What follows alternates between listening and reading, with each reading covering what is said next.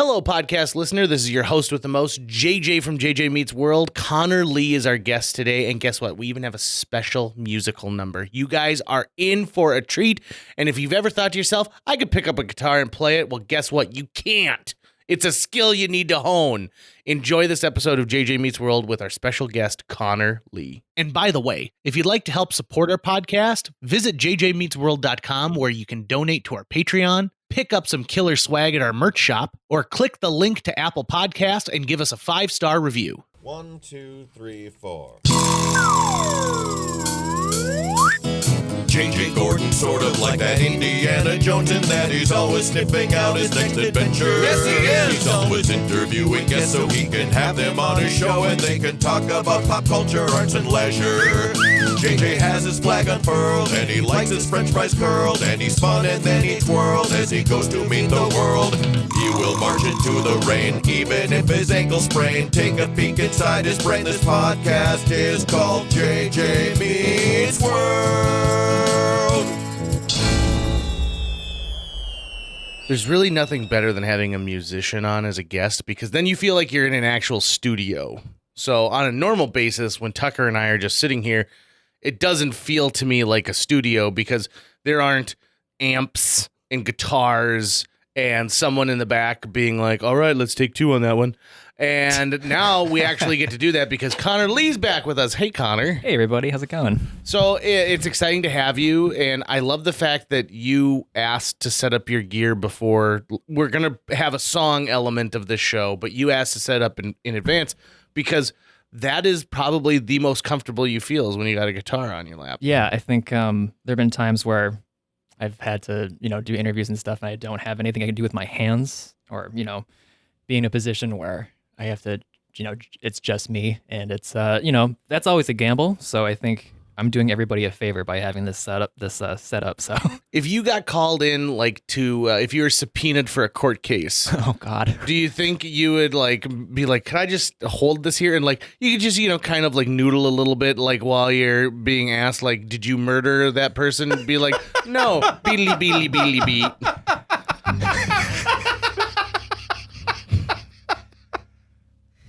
That thought has not crossed my mind, but now I don't think I could do that any other way. Right, that's why you come on the show. These are the things I think about for you. I also have so you brought in all your stuff and you set it up yourself. Mm-hmm. But let's say you were to get a roadie, okay? Okay, yeah. What skill sets do you want that roadie to have other than general knowledge of instrument setup? Skill sets. Well, as someone that possesses zero upper body strength, I think that the roadie that I would have would need to make up for what I don't. Sure. So neither JJ or I, but someone. Yeah. You're on the right show. We were almost going to call this show the No Upper Body Strength Show, Mm-hmm. but JJ thinks at some point he's going to start doing push-ups. I've got another podcast in the works called We Ain't Roadies. So these are good things to know. But I feel like that original title is a missed opportunity. But I think because there you pick or a person should pick a maid of honor based on the skill set they have. So sometimes it's just friendship, but for example, a previous guest, Shelly Fink, who's been on this show, is part of the Air National Guard, and I've seen her at 4 weddings, and she shows up with a pocket with zip ties in it, and she was a farm girl, so she can do all this, she works with burlap, she used real burlap at one point in her life, and so I always tell people, Shelly's someone that you want to put on the bench because she comes with a set of skills that will pay off like no tomorrow on your wedding day. And so, for example, so of course a roadie should, keep fans at bay. And I don't know about you, but as another local performer, the fans are not like the Beatles, being chased by, 1,000 women. Usually the fans are someone who comes up and gosh, couldn't believe you did that. And then you just get sucked into a conversation and they want to ask about my son is a hoot. I saw you last Thursday at Fort Knox. Yeah, I'd be like, oh, great. And they're like, Remember we were in the show when you did that thing and you made fun of Norm in accounting? That was hilarious. And be like, yep, I was there 10 minutes ago. I'm the one who made that joke. That's great. So of course, someone who could get me out of awkward conversations, someone who could come over and be like, your basement's flooded. Be like, oh, I'm sorry, my basement's flooded. I gotta go. Yeah. So what would you have them do for you? Oh God. How's your mechanical skills? Like if your car broke down, do you think you could fix it? I'd be so fucked. Yeah. Yeah, right? There you go. There you go. So you get a roadie who's like, I need you to have basic knowledge of automobile repair so that and here's the other thing about automobile repair.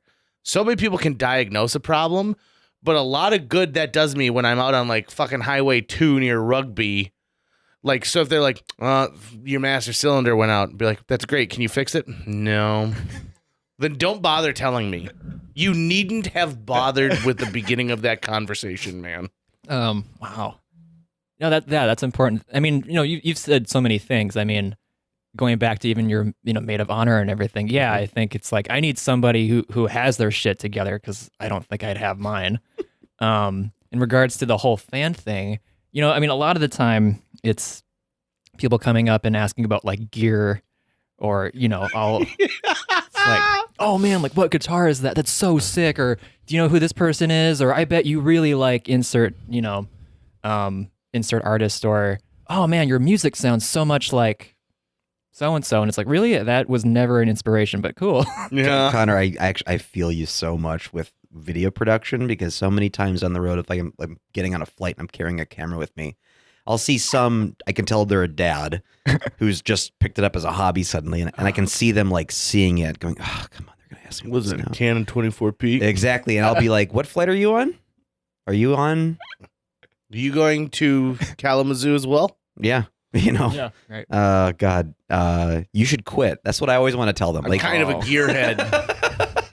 I'm taping my niece's wedding next Connor, week. if I ever walk up to you at a gig and be like, so is that like, you should just take it and just hit me with it because you should kill my dream right there. Oh man, but you're one of the good ones. I'm saying specifically to me though. Yeah, I know. I can't. I don't like I could do that. If I walk up to a musician and be like, oh, what kind of thing is it? That's me pretending that I'm going to suddenly be one someday, and I need to be taken out of that fantasy immediately. I'm 35. I have no more time for that. Wow. Okay, so now that Tucker's said that, I did want to comment on your amp. I'm gonna still go back to this fan thing, but we can do that first. Yeah. But what do you want to know about the Tucker's video fan dad? Did you ever play an instrument? Dude, I've never even thought about that. I've run into so many video fan dads over the years. Yeah. And that's something that happens if you work at a video rental store. oh god, Is the dads that The people who came into the video rental store I worked at and asked advice on filmmaking, and I thought, what? That's like going to Charmin and being like, teach me to be a plumber. They may be in a related area, but they have nothing to do with each other. yeah, there's some real disconnect there. Yeah. So I do have a legit question though about groupies, roadies and groupies too. Oh. So you and Jessica Vines and Alex and all the musicians that you guys kind of work with, you work together, but you also do your own stuff all the time, and you're posting it online. Are you able to discern like who's a Conor Lee groupie versus a Jessica Vines groupie, or do you guys still have to kind of go, no, we have the same groupies right now? They haven't separated themselves yet.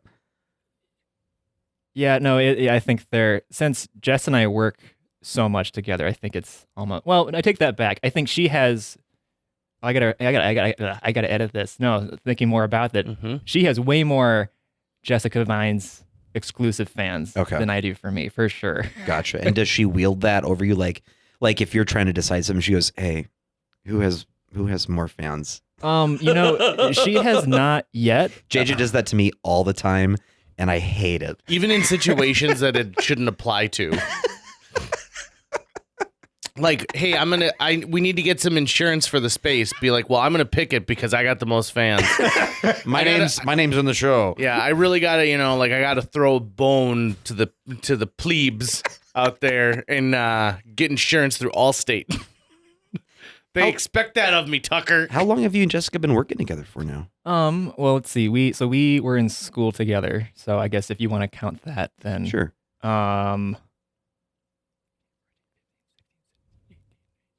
What's a 8 long years. time? Oh, 8-ish he wasn't years? saying how many years. He was counting which of the 20s it was. Because when you were going 16, 17, 18, we thought you were counting years. Like, it's Oh. been 17 years that we've been together. No. No, it's been since 2016. Yeah. No, it's. I mean, yeah. If I'm doing my math right, yeah, that all makes sense. Yeah.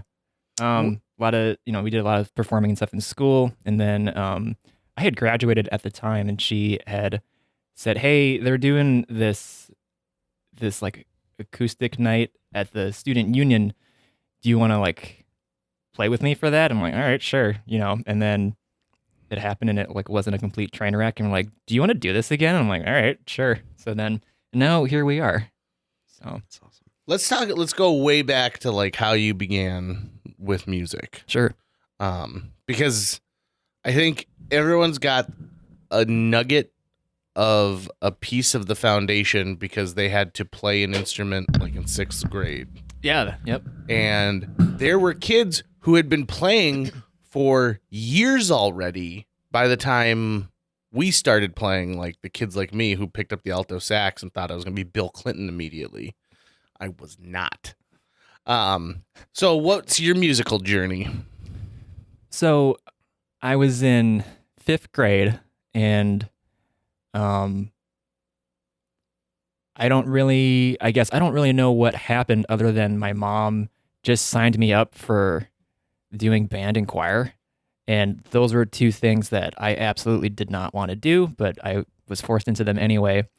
And in 4th grade, they have the band instructors travel to all of the area schools, and you get to try out instruments and stuff like that. And I didn't want to do that. And then it was embarrassing, right? Because like I couldn't make any sounds out of any of the brass instruments. Like that was not happening. And so the only thing that I could do was like a reed instrument, right? So clarinet or saxophone. And I think there are tons of little 5th graders that want to be Bill Clinton too. So of course they're like, Are there? There are Well, so many. yeah, there's a ton. And so, they're kind of like, well, not everybody can do saxophone. So then my mom grew up playing clarinet, and so clarinet was my destined instrument. So I played like the regular B-flat clarinet from 5th and 6th grade, and then I think I started playing bass clarinet from 7th grade all the way through 12th grade. So Is that a much bigger instrument or Yeah, just a it's- slightly? It's much bigger, and yeah, you could, Tucker, you're talking about if you ever came up and asked a musician, like, so what's going on here? I think that would be a way more unique instrument to hit you with than a guitar.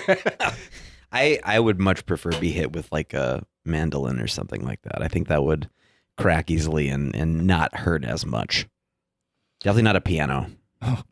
So playing a reed instrument as well, like I vividly remember going to like music class, and there were 3 alto sax players, then there was a tenor sax, and then because there was only one, a bassoon in our saxophone class, right? Yep. So they were all together. Mm-hmm. And you go in, you flip open the case, and you immediately put the reed under your tongue, right? Because you got to moisten up that reed. And the worst thing that could happen is you're like, oh no, I split my last reed and I forgot to tell my parents that I need to go get it. Now, why the schools don't buy a big like pallet of reeds and then kids could buy them is beyond me. For the same reason why like at where I, like my radio station job during the day, I don't know why they don't have like 1/8 inch to 1/4 inch adapters, because you lose them off your headphones all the time, and now you're panicking before the show starts because you have nothing to put in the jack. Right. And so it's like if they charge $5 a pop for it, I'd go like, oh god, $5, here you go, and then that can be the money we use for the holiday party. Have we improved reed technology to your knowledge? Like, have we figured out how to have like a silicone reed at this point that Well, like you don't have to replace? Well, I will say that I guess I was lucky that I did grow up in a school district that did have reeds on hand. What? Yeah. So, I mean, when you're like, oh shit, my Where reach did you go to just- school? I went to Fergus Falls. Fergus Falls is better than Fargo Public Schools. Well, good for you, Fergus Falls. Well, they don't call it the reed capital of the Upper Midwest for nothing. My band There teacher are a lot also of did lakes. this thing where like he was constantly like blinking, but like one eye at a time. And then he went on vacation. He had a bald. He was completely bald, and he went on vacation, and he only burned the top of his bald head. Oh, Yeah. I was gonna say I fell in love with a bassoonist once. They're messy. She is a beautiful woman, and we're still friends. But definitely watch out for dating bassoonists. Talk about upper body strength. Yeah, You know, you got to manage that bassoon the whole time. talk and it's- about passion. do you think that she would be interested in being a roadie? For who? I don't know. If anyone was like looking. Yeah. She has roadies. I think I'm pretty sure she has roadies. Shit. Yeah, I mean she's a professional bassoonist working out of the UK. Oh shit. She's from here. Oh, Yeah. she's legit. Yeah, she's super legit. Holy shit. Yeah. Okay. She probably has multiple bassoons. Shout out HP. Yeah. So you're playing the bigger clarinet. Yeah. That's where we left off. Well, I guess before we get to that, I have to say that since I don't play really clarinet at all, I am not the person to ask about the improvements in reed technology. I know that they make fiberglass ones or ones that, you like aren't made out of wood and stuff, but Nice. your band director is like, well, yeah, I mean, I play those because I have to play like all of the instruments, but like you should really get like the wood ones. And then Is that That's big reed talking right there. Like they just want to keep getting you. They want to get you hooked on the instrument, make you keep buying over and over and over again. Yeah. First taste is free because you get a free reed with your instrument. The rest is on you, buddy. is it because of the cost or is there a sound difference? I think there is a sound difference. I mean, you have purists and everything who really geek out about that. I know that you So if you're learning, you should be learning on like the classic version. Is that the idea? yeah, because let's see, because you can get different thicknesses. I think that's what you can. Yeah, I think that's what they measure, right? So the thinner ones I think are a little easier to play, but the sound is different and stuff. You have to work a little harder on like the thicker reeds, I believe. My sister is like actually an accomplished clarinetist, so she'd be the one to ask about that. But I do know that I guess it's kind of like guitar strings, right? You can get different thicknesses, different tensions, and that will kind of affect how the instrument responds and all of that Some stuff. are nylon, some are metal, or some are like Yeah. different constituted ones. So when did you get to pick up guitar then? Was that in school or was that outside of school? Yeah, so I was, I think it was the end of 7th grade for me. And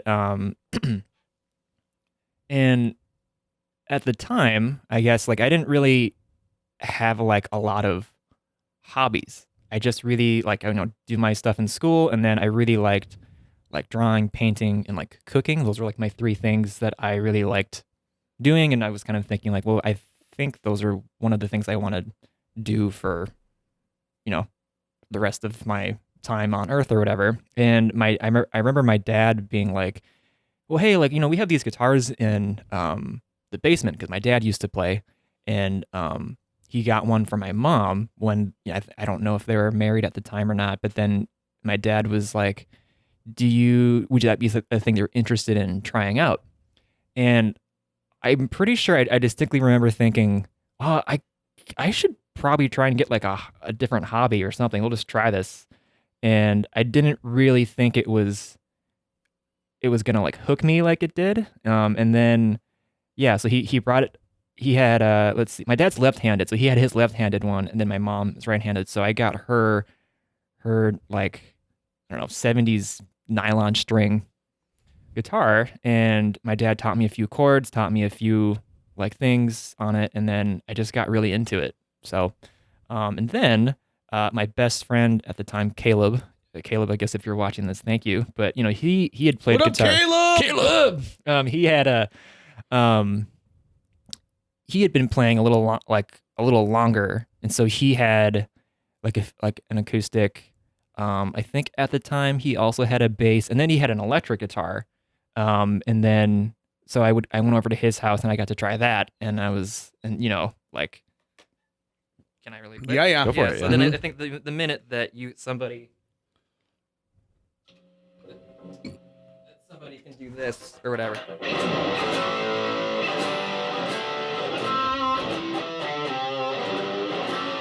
You know, when you're like 15 or whatever. That's the cool, like that and being good at Mario Kart are the two best things when you're 15. That's the thing that JJ wishes happened every time he walked into a room.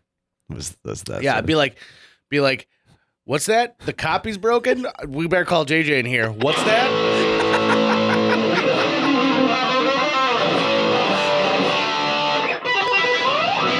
You guys make sure to get that report done.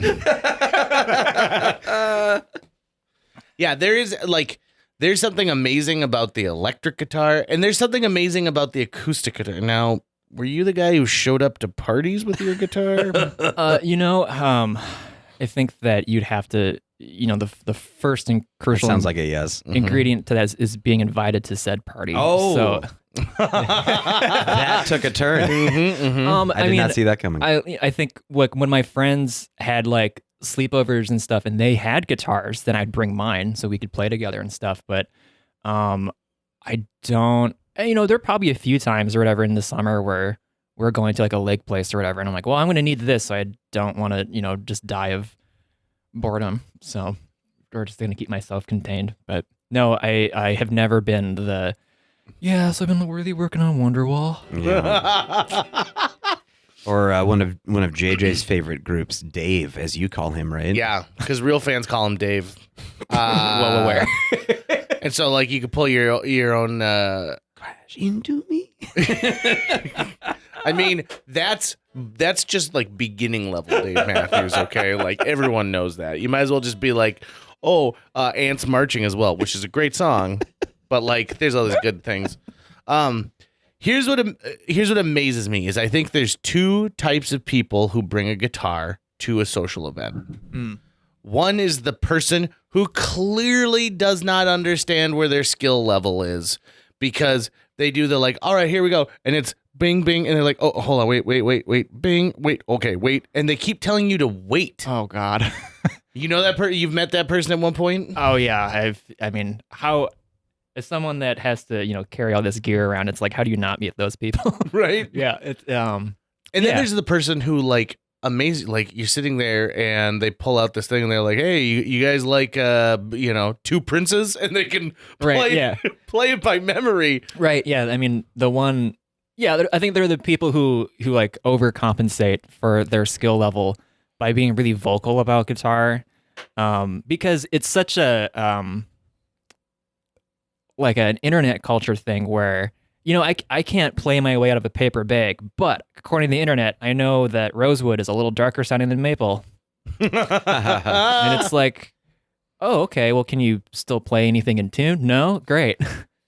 And it's like, yeah, I really only play true bypass pedals and stuff like that. And it's like, okay, so like what happens if I take away those pedals? Can you play anything? No, like you still sound like you sound great, man. Sound great. Keep it up. I am constantly amazed though at the people who it's not that you can just play the guitar, but you can muster up these songs like it's like oh yeah, I know that, and it's based off of this chord. Just it blows my mind how there's a language that I will never speak, but I love, right? Yeah, and so like, sure. and you can speak that language. And can you play by ear? Like if you hear someone playing something, can you like kind of pick that up and be able to go along with it? Typically, I mean, I think it just kind of depends on like how complex it is. I think like the more atonal or I guess advanced you want to get harmonically, then it kind of I feel like you're trying to like throw darts with your eyes closed. Yeah. But if it's in the realm of okay, like just a couple of chords, then I could typically pick those things out pretty quickly. But so I guess it just depends on what it is, People ever throw requests?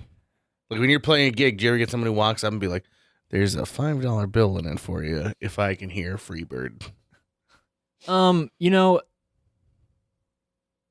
I haven't gotten the $5 part, but yeah, I think I remember the first gig that Jessica and I did in the pandemic. We played at the Hodo, and there was this table like right in front that they were pretty much plastered, and I think between every song, they're screaming Freebird, and yeah, right. And then you look at like the table, like because it's 4 or 5 of them, and the one girl who is screaming it is just plastered, and then all of their friends are like, oh Jesus Christ, like, all right, everybody hurry the fuck up, like finish these drinks, like let's get the fuck out of here. And unfortunately they stayed the whole time. So do you have a favorite guitarist? Like, is there somebody that you listen to or that you think is just like a master of their craft? It changes, because I think that what I maybe what I'm looking for I can find in one player at the time, but I can't get that from another person. So I guess what I mean by that is like if I'm in like a just like a mood where I want to like rock out or whatever, then yeah, I'm probably not listening to a lot of jazz, but so I can get more things from the rock thing because it's an aggressive thing. But I guess like the primary source of a lot of the stuff that I write does come from like the jazz world. So when I was my second year of college, I was like I distinctly remember my world changing when I heard a guitar player named Kurt Rosenwinkel, and he played. That's a great name. Yeah, it's a sick name, right? Sounds like a disease you get from not getting enough sunlight. Oh, I got a real bad case of Rosenwinkels.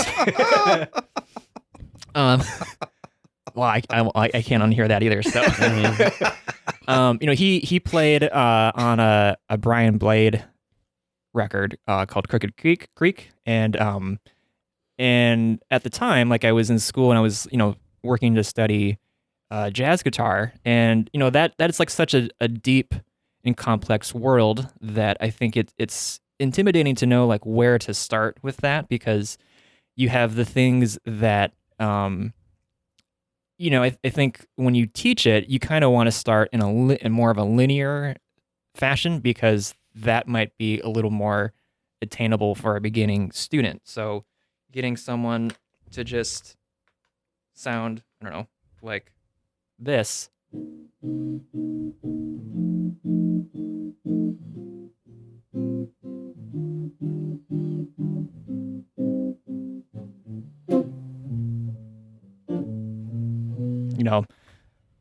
It's like, let's start with fundamentals, basics, and stuff like that. And I think that's really important. But, there's been a lot of music that's come out since, something in the vein of, the 1940s or so. And so, trying to, I think, connect those two the time periods of the past into what's happening now, there's just a lot of music. And so I heard Kurt, and he had just this really like kind of contemporary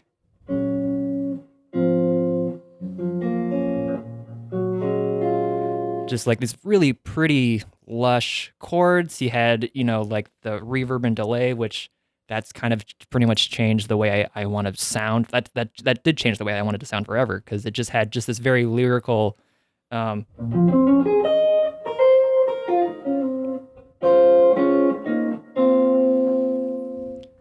I was like, I've never heard anything like that before. And so then that was just like a huge moment, I guess, where I guess my world changed. And so then, you find someone like that, and then you kind of get into like they're the people who are kind of in the scene with him, right? So then, I guess to answer your question, other guitar players that I really like, Jonathan Kreisberg, Mike Moreno, those are the 3 that I think I continue to pull a lot of influence from. Guitar is one of those instruments that even non-players like us, you can certainly like if you were to play Chet Atkins and then Steve Vai, I'd be like, I know which one is which for sure, yeah. Right? Like you can tell, even just with like the first note, you'd be like, okay, this is going to be Steve Vai because it's got some ballsy, you can feel how tight his pants are as he's playing that note. Right. And with Chet Atkins, like I'm transported to a beautiful bridge on like the Tennessee River, Yeah, about Yeah. that. Yeah, right. I mean, I could listen to Chet Atkins all day, any day, and I can almost never listen to Steve Vai, but I've seen Steve Vai in concert Oh, and, wow. and watch it because he came to the Fargo Theater back in like, I want to say 04 or 05 or something. And he's the kind of guy who I would not be able to put on his music and just listen to it at home, but I could watch him play it all day long. Yeah. Whereas Chet Atkins, I could just soak that in Yeah, right. constantly. Yeah. Sorry. I'm a big fan of Floyd Pepper. He's guitarist for the Electric Mayhem. You guys not familiar? No. The house band for the Muppet Show. Joking aside on that, I honestly like. So the guy who performs Floyd Pepper does not play the guitar that they sync up with Floyd Pepper. He's like he's got real hanging like low eyebrows, so you never see his actual eyes, and he's a cool dude, man. But I watched a piece where they were talking about putting together this fake band, this puppet band, but like having to have a real band to back them up, Right. and just how amazing it was because the guitarist who played for him said like, well, listen, this is a sketch variety show, so I may be playing like with Alice Cooper. I may be backing up Alice Cooper one week, and then the next week I'm playing polka, and then the week after that they want me to do a Broadway melody, and Right. he goes, it was a real like masterclass in having to be adaptable to everything that you do, because I think there are people out there who are amazing jazz guitarists who, if you ask them to play honky tonk, they couldn't handle it, Yeah. and then Yeah. vice versa, right? All right. So do you find yourself like, are there genres of music that you're just like not interested in playing that? I don't even know if not interested is like the right lane. I think that there's a lot of music or styles of guitar playing that I appreciate and can recognize. Man, there's a lot of really cool things happening. I just know that if I were to try and like derail and go that direction, it would like, I've been going down like this lane of what I've been doing so far, and it would have to be just like almost like starting all over again. So I know that there's just a ton of really beautiful classical guitar repertoire out there, but it just isn't like a thing that would compel me to be like, okay, I'm gonna like dedicate a ton of time into that, because I guess most of the time I feel like I'm still not really able to like fully express sounds or the ideas that I want to in the stuff that I already do anyway. So it's kind of like, oh, like what you're trying to kind of balance it, because I mean, I did take a few, I took like maybe 1 or 2 classical lessons in college, and that had like a really profound, I think, impact on like my technique and everything like that. So there clearly was like a lot of benefit from studying a thing kind of outside of your wheelhouse. And I think that is really important. But in terms of me like suddenly waking up and say, I'm going to like no longer play R&B or pop or jazz, I'm just going to like play classical, I just know that would be like several mountains and like lifetimes worth of work. That, not to saying that it's impossible, but it's just like a lot. Sure. So yeah, I mean, I guess like is there music that I am not really interested? I guess when it like gent or whatever, I'm not really into like I just it just is not like a thing that I'm interested in really. I mean, no shade or anything. It's just like, nah, maybe just not for me. Sure. Yeah. Teach their own, right? Yeah, right. Yeah. How many guitars are in your collection? Oh God. If the listener could only see, like, he's having to like think, he's like trying to look into his brain to count. I think like 8. Ooh. Yeah. I mean, that's an investment. Yeah. How about this? How many different styles of guitar do you have? Different style. Okay, so I'll say those out verbally, right? So I have well, I guess, I mean, if you want to get technical, yeah, they're all different, but But like one might be, obviously there's electric acoustic, but then there might be some other variations on it too. I mostly a variety of different electric guitars, because that's that's the thing that I feel like the most comfortable on. I got an acoustic guitar. Like I had one that I got in high school, and that kind of got me by, but it was never like a very comfortable instrument to play. So I donated that one, yeah, to one of the schools in town, and then I ended up getting the one that I have now, and that's been great. Like it's really nice. It's having an instrument that is like physically enjoyable to play is a huge impact on actually playing it, right? But yeah, I think the variety I have is like different electrics that like respond and sound different. What about like I remember in elementary school when we were all kind of looking at instruments and stuff, and they were talking to us about whatever, and I remember them saying, anyone who wants to do drumming, let us know if you've done piano because that's going to help like with drumming and stuff. So what kind of stringed instruments does playing guitar effectively kind of open for you? Like I would assume at the very least bass guitar because it's really just the lower four chords or the lower four. You know what I mean? You're basically just missing the top two. Yeah.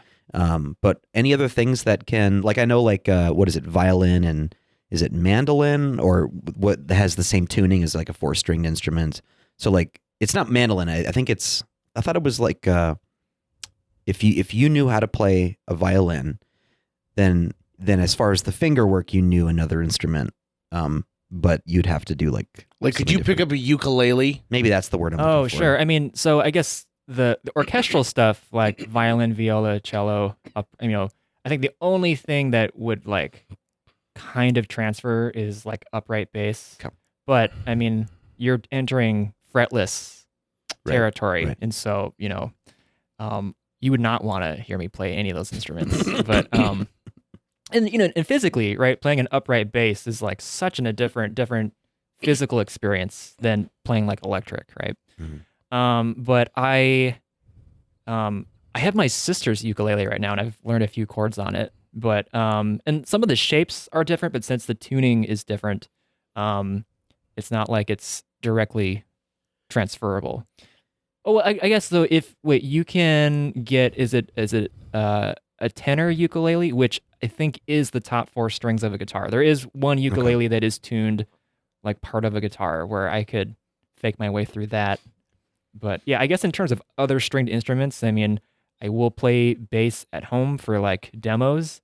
But yeah, guitar is kind of like the main bag.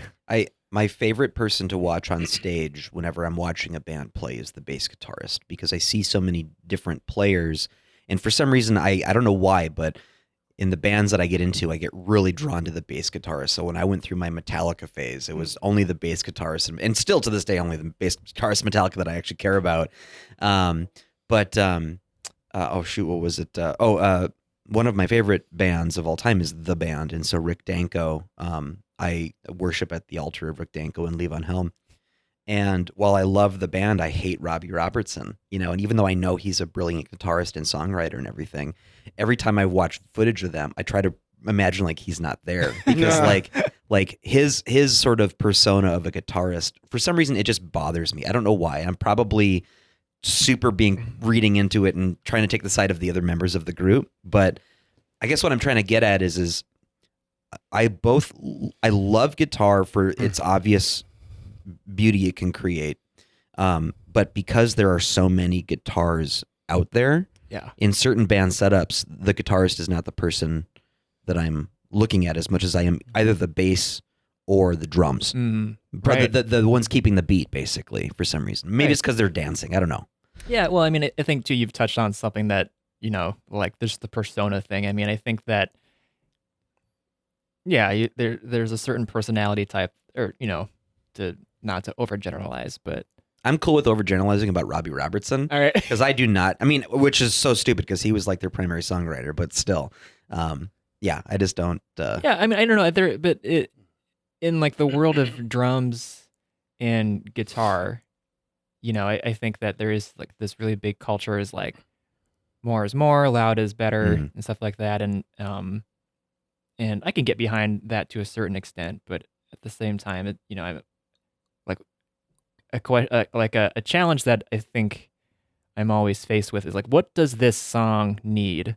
not what can I do with this song. Right. You know, I'm trying to remember. When do I get to have my solo? Yeah, right. I really try not to be that person, but of course I love like ripping over stuff. But so when I was in college, I had a professor that just said, there's a difference between playing your instrument and then playing music.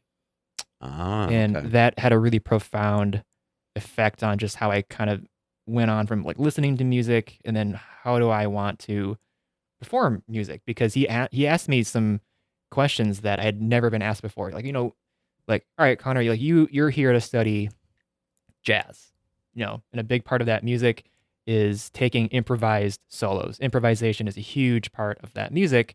Well, what is the purpose of an improvised solo compared to a composed one?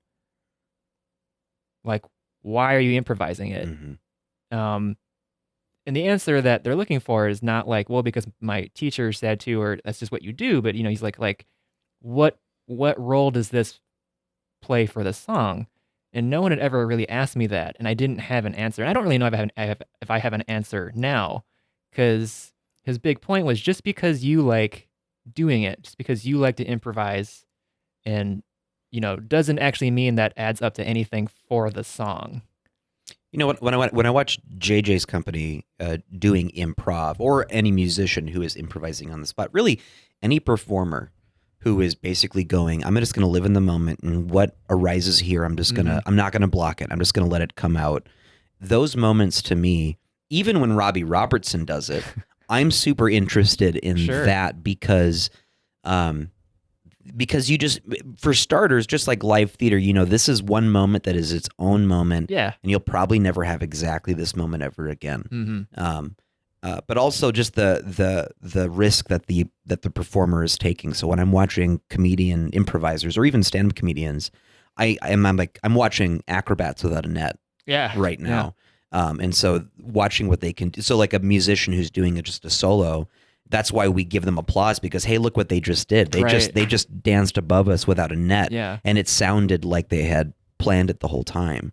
Does that make sense? Yeah, that's the key though. It has to sound like it was still intentional. It always has to. It has to feel to the audience like you're not trying. Yeah. No matter what you're doing, if you're acting or whatever, if they see you struggling for they might sympathize with you, but it's going to take them out of that moment. Yeah. Right.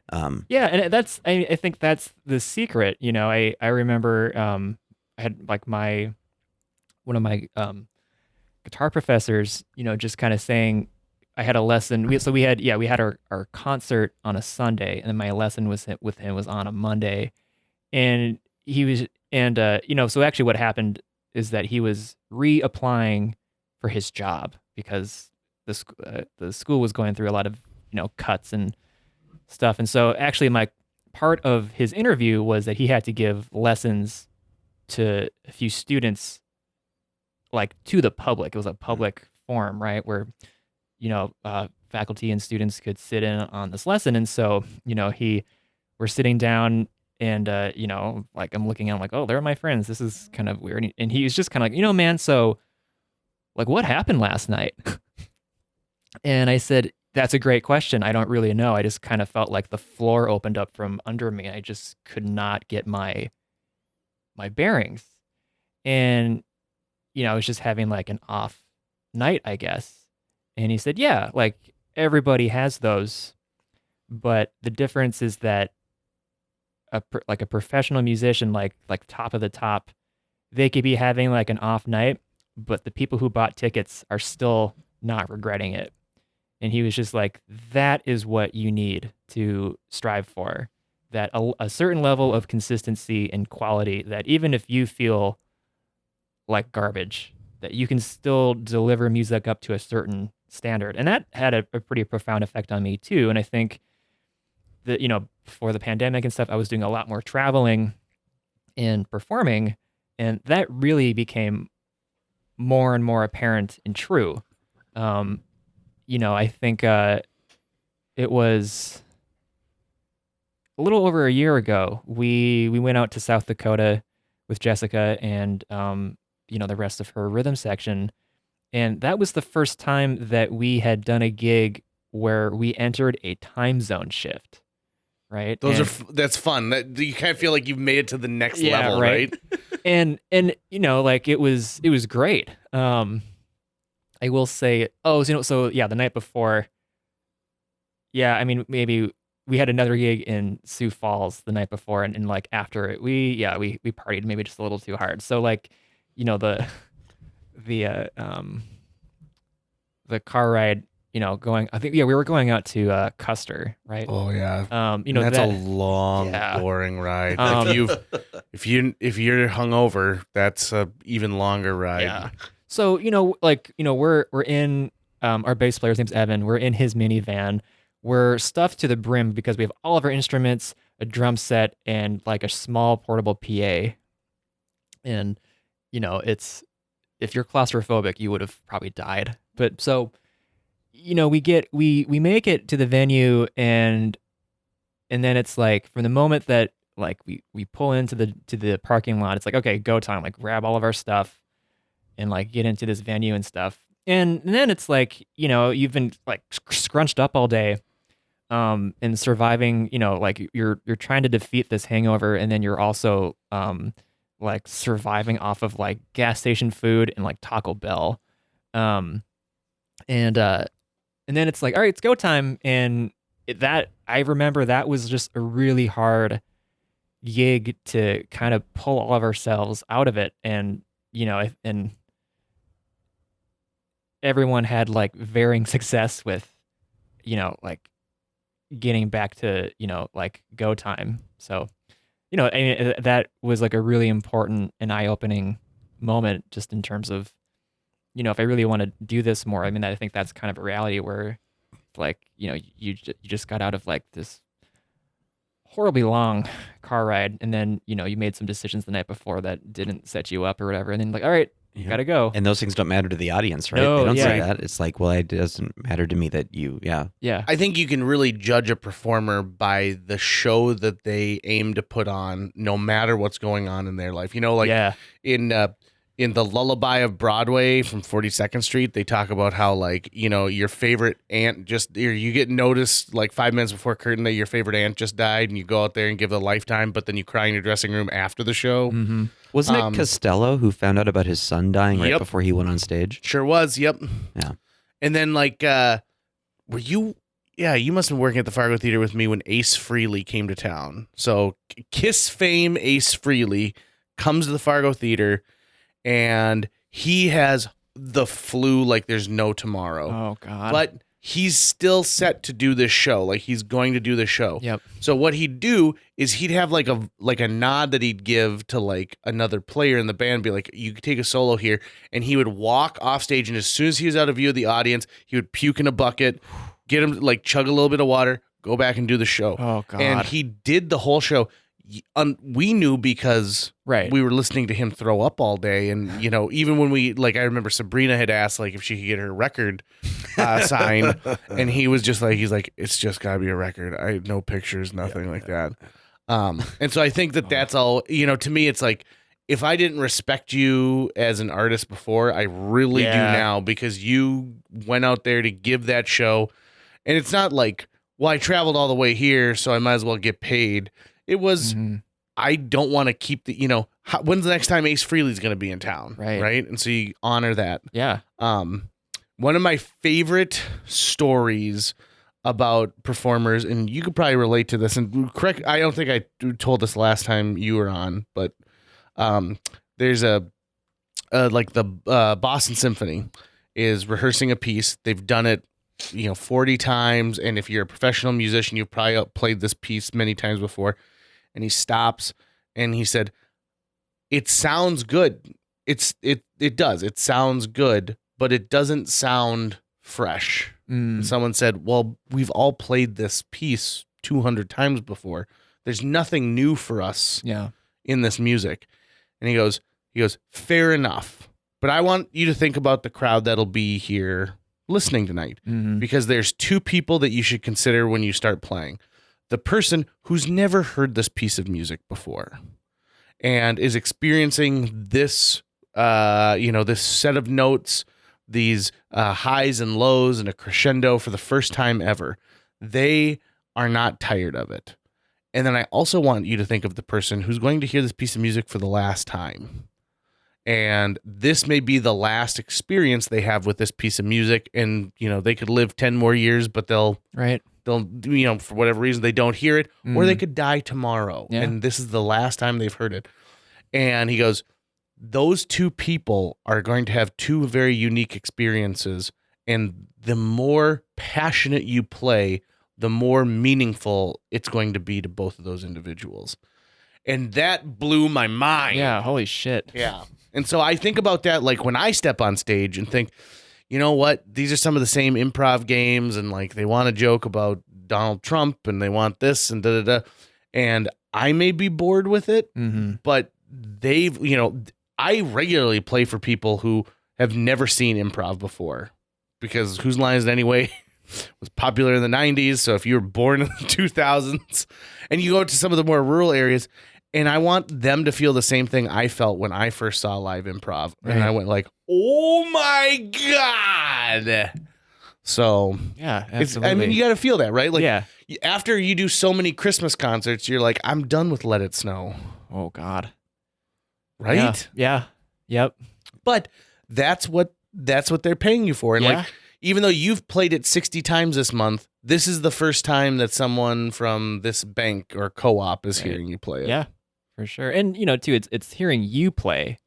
I think that one thing that I've kind of stressed with some of my students is that it's not like I have a student that has kind of formed a band with their friends, and I've just said, like, it's the thing that you want to do and the thing that you're trying to like strive for and achieve is that you're no longer playing music, but you're trying to deliver it.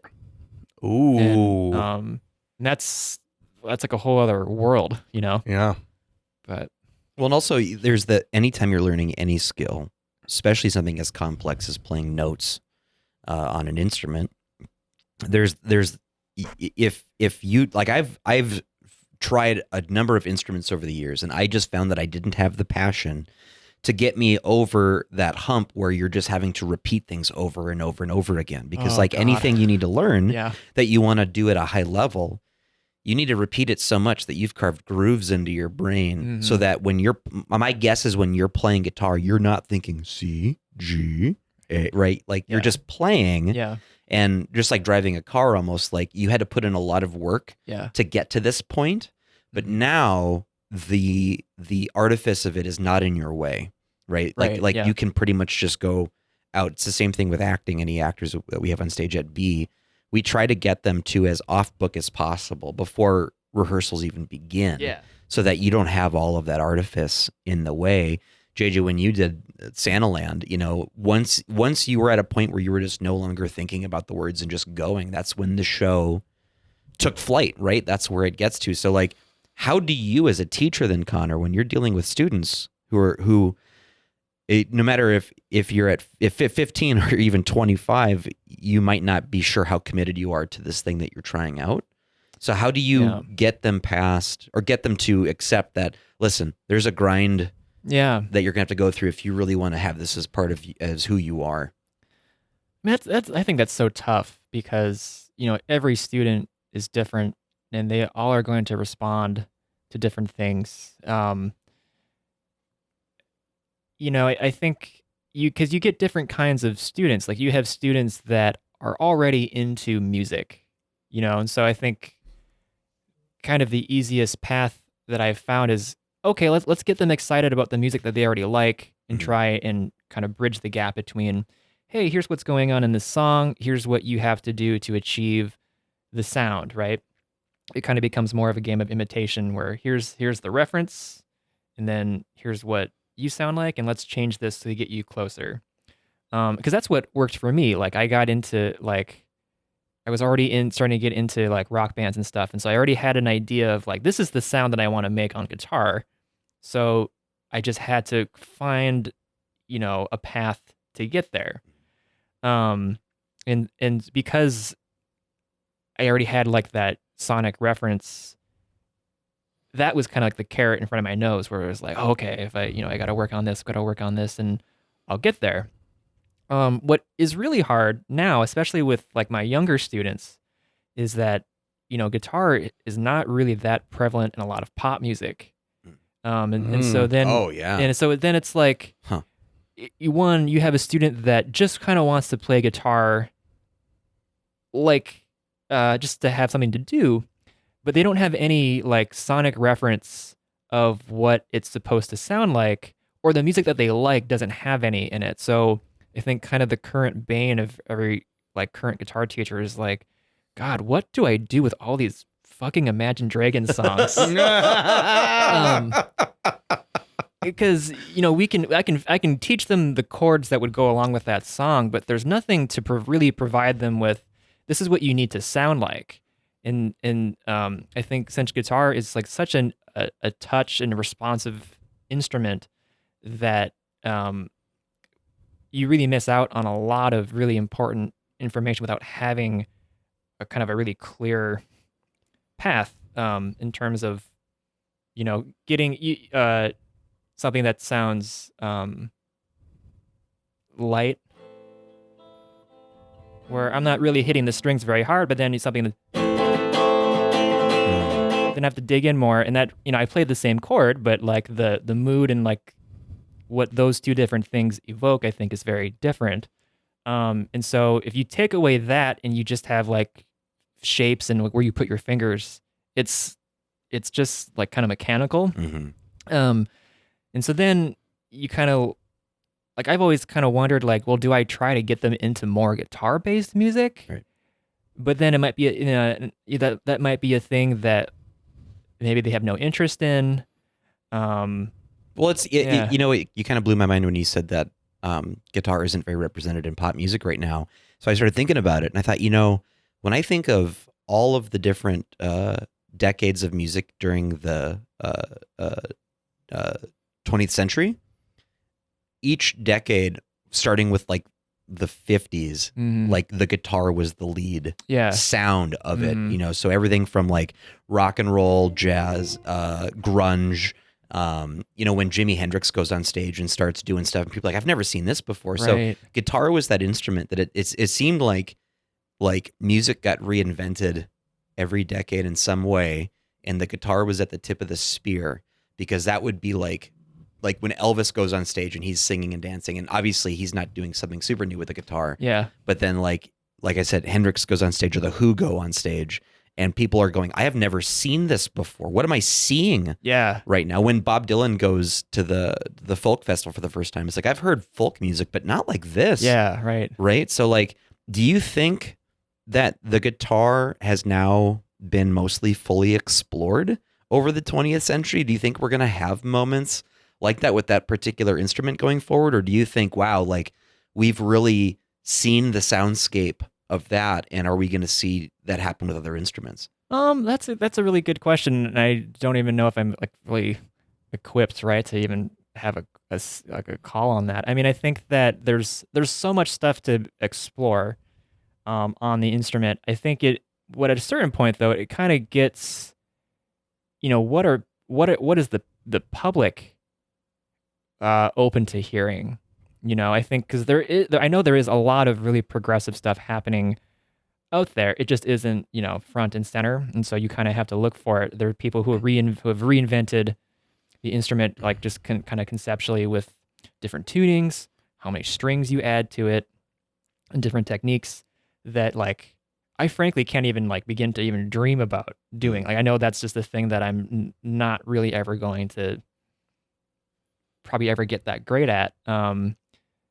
I think it's kind of a reaction. I think about this too. Like it's a really kind of reaction based thing, because I think one thing that really jump started guitar is that when I was in high school, that's like when Guitar Hero. Oh, there you go. And that was a huge resurgence for all these, all of, people my age or whatever, like got to hear all of these songs that from our parents. Mm-hmm. that were popular for them, and that was kind of a resurgence of kind of that thing. And then so then yeah, like I guess like classic rock kind of had like its resurgence, and then but then the other people who were like never into that, and like Guitar Hero only like helped them be like, yeah, fuck that. I think that Yeah, Smoke on the Water is bullshit. I can play that song. I won't do it. but there's all of that, and I think that you have people who probably never really were into that, and that's okay. I think everything should kind of have its moment. So there's definitely music I like that is not guitar based, and that's cool. Like I can definitely get down with a lot of really cool synth stuff or anything that is coming out. But so it I think people have talked about this, like what is kind of the point of even talking about or categorizing things by genre anymore? Because you're seeing a lot of blurred stuff, and I think because of what the internet has done, you see all these subcultures. So I mean, like Instagram, for example, you have just this whole other guitar community that is not really that prevalent, like you don't see that blending into like a Billie Eilish song, but that's okay. Like those two things can exist and both do their own thing. So yeah, I think there's a ton of things to explore and a ton of things that have yet to be done. It's just in a way, I think, kind of up to what is the public interested in hearing? Because I mean, I see just these like world altering, mind bending guitar players on Instagram that I just think like I couldn't even like dream of knowing where to begin to even like hear that sound and then be able to create with it. And I guess because I've studied music, I can be like, oh, I know what's going on here on a technical side, and that's really fascinating. But then I think about like the other spectrum of, would my mom really give a shit about this? Because there's a lot of sounds that I like that a lot of people are like, oh, this is, really, like just these really dense and colorful sounds that I'm very attracted to. But if you have like a song that kind of exploits all of those corners that you can explore, I think for most people it's like kind of overboard.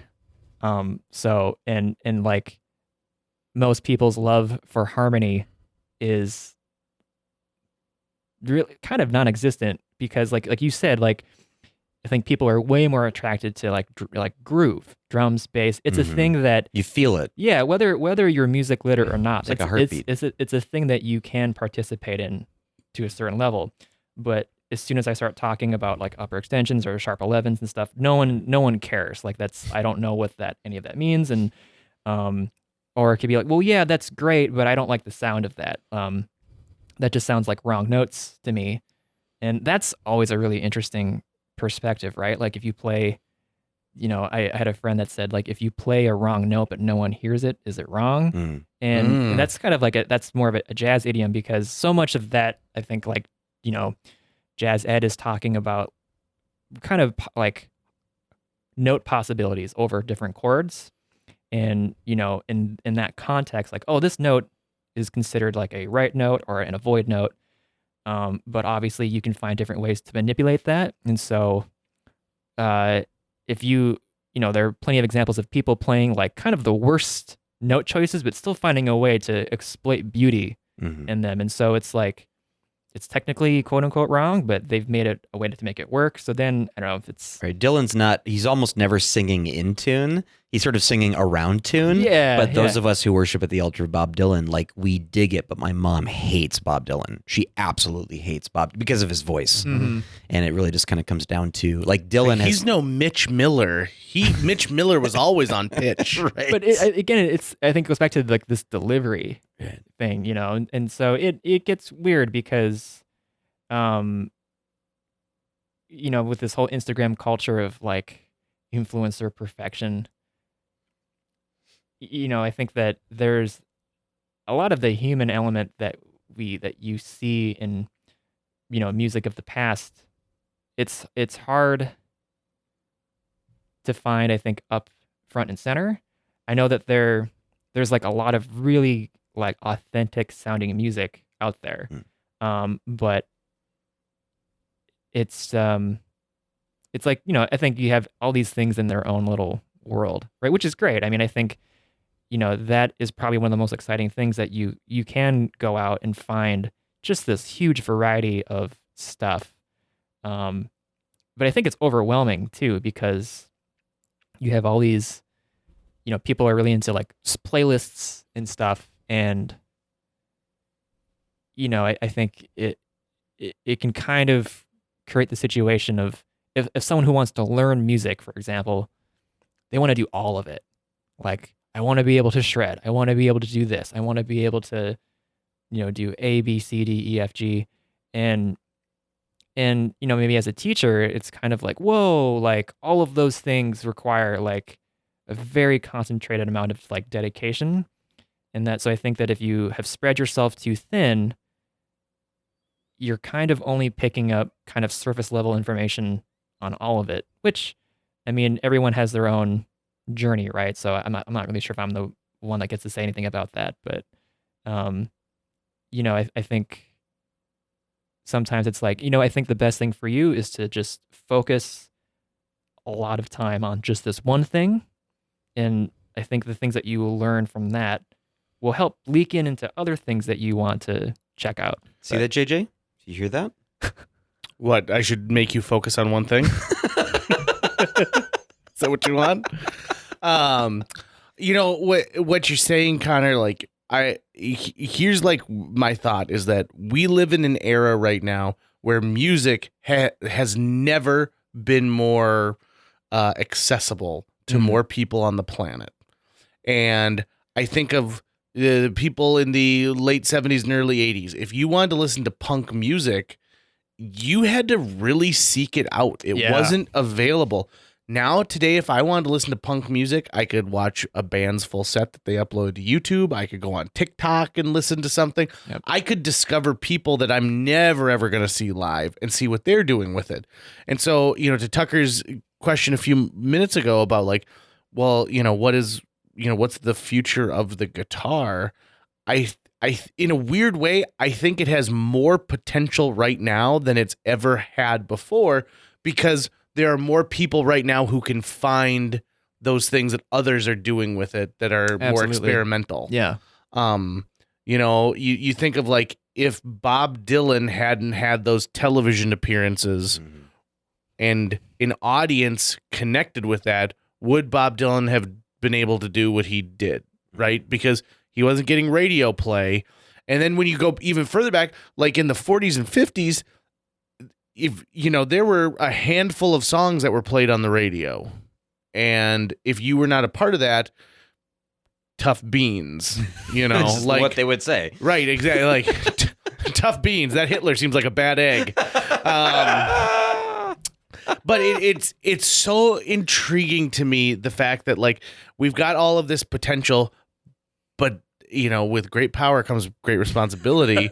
Because I think that there's also a lot of people who say like, oh, well, I don't have to push the limits of the guitar because somebody else will do it. And then I can just listen to their hard work. And technology makes us lazy in a lot of ways where we did, of things that we didn't previously do. And, I think you could ask any touring musician who's been touring for a couple of decades, like, what's going on? They'll tell you like, you want to know why you're paying $100 a ticket now is because they expect a big light show. They expect this thing. Gone are the days of where someone walks onto a stage and then just starts playing. Well, that's one of the nice things about being a Ween fan, is because the Ween live show has not changed in like 15 years. And it's still just like how they were playing in the mid 90s is how they play now. The Boognish is behind them. They walk out without any shoes on. They're all smoking cigarettes and they just play. Right. And that's the same thing every time. But also, though, as like a Ween fan, when I watch them, you're right. I'm like, I only get this with these guys, It's contextual, I think. Yeah. If they did anything else, it would feel wrong. It's like, this isn't Ween. Like, if I wanted to go watch Rob Zombie, I would have gone and watched Rob Zombie. Yeah. Right? Yeah. One of the greatest performers, in my opinion, and I'm going to preface this with, I am not a country music fan, is Garth Brooks. if you've ever seen Garth Brooks perform live, that dude does something that I have never seen another entertainer do in my entire life, which is he makes you actually feel like this is the best crowd he's ever performed for. And he's a liar. Because like when he was in Minneapolis, I went and saw him and we got 4th row seats. And another thing too, Garth is about the fans, like solely. So do you know that like he controls the ticket price, and every ticket at a Garth show is the exact same price, whether you're in the first row or the last row. Wow. And it's like $71. And it's made so that it's not inaccessible to people. Yeah. He wants Conor to have the same chance as Tucker to have amazing seats. And not have to spend like $8,000 to get in the, the pit section, something like that. But so I saw him in the cities and he was doing 2 shows a night and for like 9 nights in a row. So the dude comes out and he's got energy the whole time he's on stage, right? He's running back and forth and he's got great little jokes and he's playing his guitar and and he knows that people know some of the lyrics and he's like, you guys know what's going to happen, don't you? He goes, you know that you're going to get the live version of Pina Colada and you're going to get the special 3rd verse, aren't you? You know what's happening. You guys know.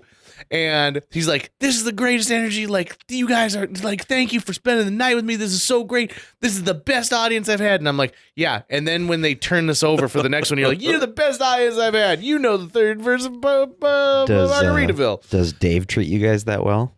Dave is different because Dave's shows, a Dave Matthews show, is like we know who it is. Yeah, is like a. It's Which like Dave? David Letterman? It's a fingerprint. Dave Grohl? Because it's a jam band, and no 2 shows are the same, right? Right. Yeah. Plus, when you go to a Dave Matthews show, it's really about the fans, more than anything, because people feel so connected to his music that like they'll start to cry. And it looks like everyone's having a good time while they're up there playing. I've been to plenty of acts where it does not look like they're having a good time up there playing. And it's sort of like, let's just go through the motions. I wish I would have just, downloaded this album on Amazon Prime. But I will tell you this. This is usually when there's the Coke backstage is bad. Yeah, That's right. what's going on there. One of the things that I just was amazed by is so when Garth Brooks tours, he brings his wife, Trisha Yearwood, and they don't have an intermission, but she comes out and does like 4 tunes. So she sings a song from the Grinch soundtrack that she had, like, where are you, Christmas? And be like, it's July. I like how JJ's like, wait a minute. Yeah. I know what this is from. This is from The Grinch starring Jim Carrey. And then like she had another big hit that I had on the Practical Magic soundtrack where it's like this feeling is indivisible. So I know, but for a fact he's not making that up too. I know he has those. So here's what amazes me though. Here's what I'm getting at. When Trisha Yearwood comes out, you would think that Garth Brooks would be like, this is my chance to go like backstage, drink some water, check my Twitter, whatever it is. He doesn't. He steps out of the spotlight and plays backup for Trisha Yearwood. Like he's still playing the guitar for when his wife is performing. And he sits there and you can barely see him. And the only time I really had a chance to look was when I was in those 4th row seats. But he's sitting there smiling, watching her perform the whole time. And I think to myself, oh, man, that's great. Right. Like, exactly. Like, it gave me this feeling of this guy loves to perform. And this guy loves to find out, like, hey, what's the cool thing that we're going to do next? And I think if you can be a performer and like, if you feel that every time you walk on stage, you're where you're meant to be. And it's time for you to start exploring and pushing the limits and doing whatever you can. And I think it's awesome. Yeah. And also I've tried playing the guitar and it's never going to happen for me. Never in a million years. I've tried plucking it with my fingers and they're too dainty and I don't have calluses built up. And then I tried holding a pick, but then I kept dropping the pick inside the guitar. Those are for ribs. That's what those fingers are for. Those I wear one glove. Yeah. So Conor, at the time of this recording, we're not quite sure whether or not your release has happened yet, but while most of us are sitting around not doing anything during the pandemic, you've been making music. So what's coming up with you recently, or coming up here soon for you? Yeah. So, I'm releasing a single on February 12th. And obviously this has been probably like the craziest and I think most challenging, condensed amount of time that I think any of us have had the fortune or misfortune of living through. But I think I've been really lucky that I can kind of just step back from it and just see, like, there have been some good things I've been able to kind of take away from this too. I think, I know that I'm not alone in this, in that it's like, what do creatives do in a time where, creating is no longer for like your work, but, just kind of creating for you, in a sense that I can't, I've been able to play a few shows since the pandemic, but really not a lot. Well, I guess it's all relative, right? But so previously, I had a group that played my music, and so when you're in a situation like that, who is going to be on the gig, and you're like, okay, well, I want to write stuff that plays to everybody's strengths, right? But when you take away the group aspect, and I'm like, well, what if I just was going to create something without any limitations of like who would be there on the gig and stuff, or what's even like kind of possible right now? Then it really opened up a lot of things. So the single that is coming out is called Rose-Colored Glasses. That we can talk more about that, where that comes from in a second. But it was just the thing of, I hired a few people to play on it, but the things that I got really excited about was the things that I could add and layer to it to really fill things out that just would not be possible if I just got like 4 people and did it, live. So the record that I put out 2 years ago is kind of a hybrid of that, where it was the sound of the 4 of us in a room, but then I went back and added things to try to help reinforce what we were doing, right? This time it started just kind of like a bare bones of, here are guitar tracks that I recorded, and then I'd send it to people and they played bass and drums. And it was kind of the time where, it's like, instead of us rehearsing, I just kind of want to, like, here's what I'm looking for, and we'd send back a few different ideas or demos and stuff. And it was just like a really different process that from what I'm kind of used to. And it's been like refreshing, and just a thing that I don't think I would have explored had this not happened. Right. So, I ended up adding, just a lot of layers of guitar tracks and stuff that I thought, just would, again, kind of help, deliver the song and stuff. And I guess going back to the thing we talked about earlier, where my last record was, I would call it like a jazz fusion record. And, so much of that, part of that is, again, the improvisation portion. And so I guess the music that I'm kind of working on now is not having the improvisation be like the spotlight. It's just it's an added thing in parts. But I guess right now I'm just really more concerned with like writing cohesive music with like the things in it all have like a really specific purpose. And that's just kind of been like I think a fun thing to explore. Sweet. So Rose-Colored Glasses. Yeah. So are you guys BoJack Horseman fans? Yeah, I am. Yeah. I have not yet, but it's on the list. Man, so that is probably like one of my all-time favorite shows. Man, like when the series finale came out, I think I was fucked up for a couple of weeks. Yeah, you really had to mourn the loss. Well, yeah, I mean, more on the loss of that show was ending, but also just all of the things that they were able to, jam pack in that series, but just specifically that that last season was I was like, man, I don't even know how to walk anymore. I gotta have to like figure all my shit out again. And so that has just been a show that I've gone back to a couple of times. Because I think there's just so much material in it that it just finds a way to just hit me right in the balls.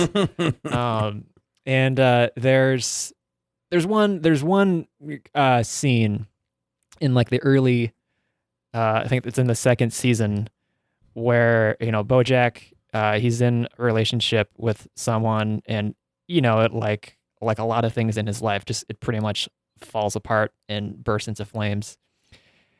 And she and the person that I guess he just broke up with said, wow, when you look at someone through rose-colored glasses, all of the red flags just look like flags. and that is a brilliant line. And man, there's so many good, one-liners from that, but I was just like, Jesus Christ. And so then, I just thought about that and how that related to just things going on in my life. And, I think there are a lot of times where you kind of have to stop and just think like, how the fuck did I get here? Yeah. And then, yeah, and I think that rose-colored glasses is just an element that comes with just different experiences of it being, whether something's really new and exciting, like those feelings are great, but they also can help mask things, right? Because there's so much momentum in those things, and it's not that like I don't want to experience those things, because I guess life without excitement sounds pretty shitty. But it's just kind of been a thing that I've tried to be a little more in tune with, where like in the momentum, sometimes like your gut doesn't work, or you don't listen to it, or you can't pick up on some of the responses with that. And so I've just tried to just still, I don't know, experience life, but just be like, well, what is my gut saying? And so the tune, I think about like what is it like when you are looking at someone through rose-colored glasses, and it's very dreamy and very just like light feeling, and it's an addictive feeling.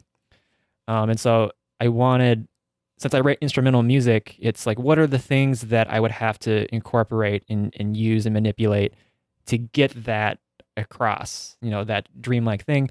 And not even saying that I'm always like successful at that, but that's always, I guess, kind of the thing that I try to do with my music, is that I have like a mood or like a really specific moment that I'm trying to like capture, and I try to find things that resonate with me through sound that I can try and get that across. But I guess since I put it into the context of a relationship, I wanted the track to, I get like mood wise, get darker and get when we step away from the glow and all of that, that's kind of when like reality kind of comes back. And so I kind of wanted it to be like this full kind of, I don't know if it's a story, but just something that starts with very light, very dreamlike, and then just gets denser and more intense. And so, it was just a fun thing to explore. And yeah, I think part of it came from, some life stuff, but also just like spending too much time watching BoJack Horseman at home. Well, we're lucky because we're gonna get a little taste here. But before we do that, how can people find your music? Yeah, so it's coming out on the 12th. It'll be on all the streaming platforms. Also, it'll be on my YouTube channel. I made a music video for it, a stop motion music video. Cool. Which, Damn. I've never done that before. That's a lot of work. Yeah. Oh my God. I've come really close to posting this on Twitter, and so instead I'll just say it here. If the words "I'm going to make a stop motion music video" ever come out of my mouth, for the people that love me, that are taking the time to listen to this, please just take me out back and shoot me. Or just tell me not to do it, whatever you're feeling like doing to me that day. But Right. Stop motion sounds like a really exciting thing before you start working on it. And then Oh you my God. quickly realize, uh-oh. Yeah, friends don't let friends try to make stop motion. No. So I can talk about that just really quickly. So, like the equipment that I have access to, right, is super limited. And I was thinking about, well, do I go out and try and maybe like purchase a camera for this or whatever? And that might be a thing that I still end up doing. But instead, I'm like, well, I do have my phone, which, that is kind of a crucial tool at this point for creatives. But I have an iPhone 6, and that is constantly running out of storage. So about every 50 to 80 photos, you are out of storage. So I have to upload them to this Google Drive, delete all of it, and then just keep going, right? And you need 24 frames for a second. So do that math. So I spent like probably the whole, like a good part of my Wednesday just like slaving away at this. And so I'm borrowing this tripod from my friend Caleb, who got the shout out earlier. So thanks, Caleb. Thanks, buddy. Caleb the tripod guy. Yeah. So he had this attachment for my phone. Well, I set it up like an idiot. So like the clippy thing is in the way of the screen. So I'm trying to manipulate and like upload these 80 photos to this drive, but like I can't hit the button because the bars are in the way. And I am, just like just spent like the whole day just swearing at my phone, and then trying to get all this stuff done as quickly as possible, because my first idea for a music video, I just realized this isn't going to be good. I don't want to put this out. Like, this is not a thing that should ever be put out. So, and because I started working on that like probably a month and a half ahead of time. So I was like, oh, I'm going to be set. Like, when I have this ready to go. Then I realized it was going to be like a gigantic failure. I'm like, well, shit. Okay, I got to like back to the drawing board. What do I do? And so I had just this genius idea of doing a stop motion video. So now it's like almost partially done. I showed a draft to my roommate yesterday, and they were like, all right, like, I think it's good. This one section though, I think this isn't happening. And I'm like, you're right. Like, that's definitely the weakest section. So I have more filming in my future. So I'm still not done. Fun. I will say that, I can say this. So my day job that I haven't worked at for a couple of years because they phased the position out. But I used to work at a church in town, and where I would make their church bulletin every week. And so you'd get that, you'd print and fold it every week, and then put like the sermon insert in. Mm-hmm. And I thought that was a really tedious job, but the stop motion thing really blows that out of the water. I guess the one saving grace is that I can at least drink when I do it at home. I could not do that at my church job, but so I've become very familiar with the process of amateur stop motion video making. I can't wait to see this. I'm excited, but I'm more excited to hear the tune. Sure. That's what I'm excited for. All right, sit back, folks, relax. We're gonna hear our good buddy Conor Lee, and again, this comes out February 12th. You can find it in streaming sources. You can follow Conor's YouTube page, which you can find me just under like Conor Lee Music. I'm also on Instagram under the same handle. You can also find me on Facebook. So, and these all start with www. And then whatever the web address is. We'll put the links in the show notes. Yeah, thank you very much. Thank you. Just click on the links that we provide. All right, bring the really strong roadie in here, and let's get the setup going.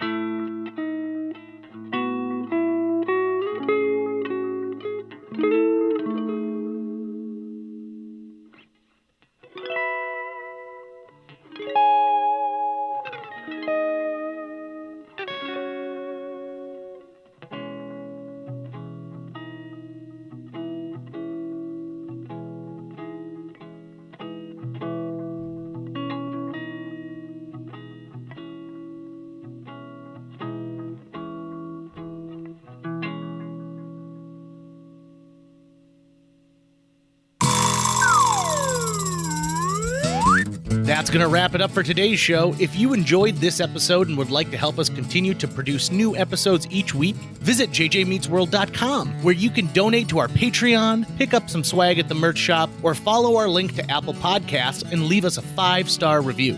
You can also follow us on social media. We're on Facebook, Instagram, Twitter, YouTube, all the sites the cool kids are using these days. JJ Meets World is produced every week by Tucker Lucas. You can find out more about Tucker's work by visiting moonbasemaria.com. If you want to get in touch with your host with the most, check out linebenders.com, where you can find direct contact info for JJ or booking information.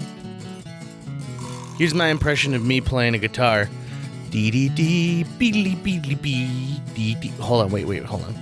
Beedly-beedly-bee, dee-dee. No, hold on, just 1 second. Just, you guys, don't leave.